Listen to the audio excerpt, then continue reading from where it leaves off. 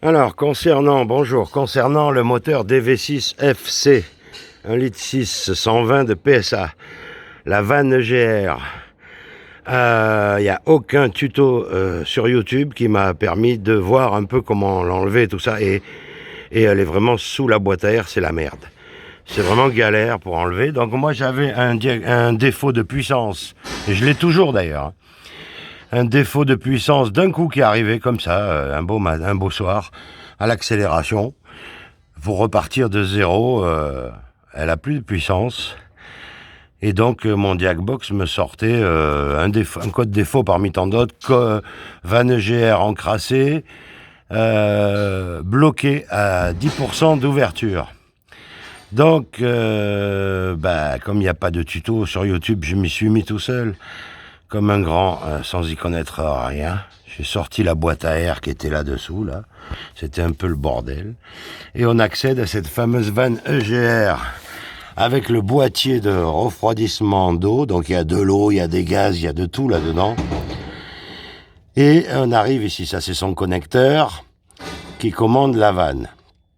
Et pour la première fois, alors c'était clipsé ici, avec des clips, là, des clips noirs qui n'y sont plus. Évidemment, moi, comme je suis le Gaston Lagaffe de la mécanique, j'ai tout pété. Parce que les clips, il suffisait juste de les tirer un peu, mais pour ça, il faudrait tomber la vanne et travailler à l'atelier pour faire ça propre. Donc du coup, foutu pour foutu, j'ai tout cassé pour pouvoir ouvrir ce boîtier. Et dessous, contrairement à toutes les anciennes vannes GR, là on ne la voit pas.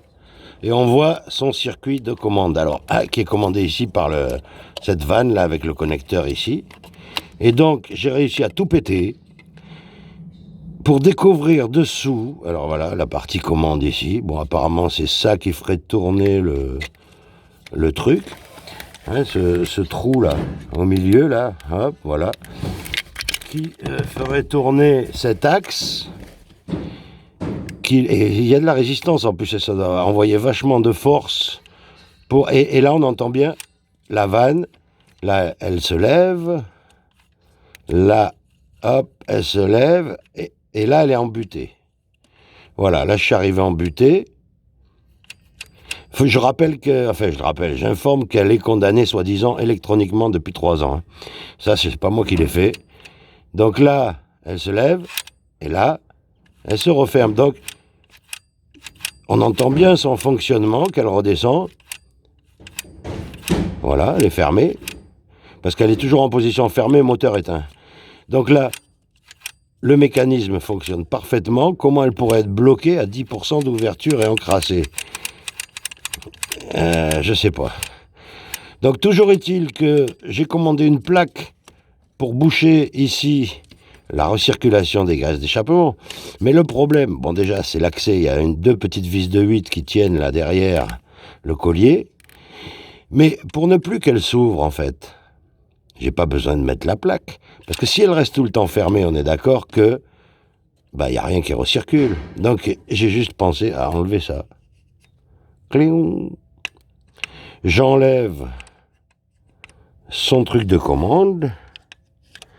Et comme ça, elle s'ouvrira plus jamais. Elle va recevoir l'info, mais si j'enlève le truc, il ne tournera plus, tu vois. Puisque là, elle est coincée. En position fermée. On voit bien qu'elle revient. Enfin, on entend bien, on voit rien. Elle est là-dessous, la vanne. Elle fonctionne, hein. Donc après, si elle est condamnée électroniquement, elle ne devrait pas recevoir la consigne, mais il paraît qu'elle reçoit la consigne de mise en butée, de recopie, je sais pas quoi, à chaque démarrage, je comprends rien. Donc du coup, foutu pour foutu. On va bien voir si c'est ça, parce que si elle restait coincée comme ça, si elle reste coincée, je veux bien, moi, mais que les gaz recirculent et qu'elle étouffe mon moteur, mais vu qu'elle revient, je crois que le souci doit venir d'ailleurs, d'étouffement. On va essayer comme ça de tout remonter. Je vais enlever ça. Voilà. Foutu pour foutu, on fait les tests. Je vais remettre le couvercle. One again, ni vu ni connu. Et plus rien ne fera tourner cette vanne. Voilà. Hop, voilà. Ça y est, tiens. Tu vois, il n'y avait pas besoin des... ça... Ouais, on remettra la petite vis. Le connecteur, lui, On va le connecter au système pour qu'il envoie l'info quand même. Attends, alors si je mettais du coup ça par-dessus, ça pourrait tenir le système. Ah ouais. Attends, je vais faire l'inverse. Attends, bouge pas.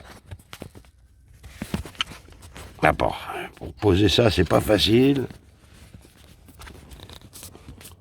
Je vais faire passer le câblage par-dessus.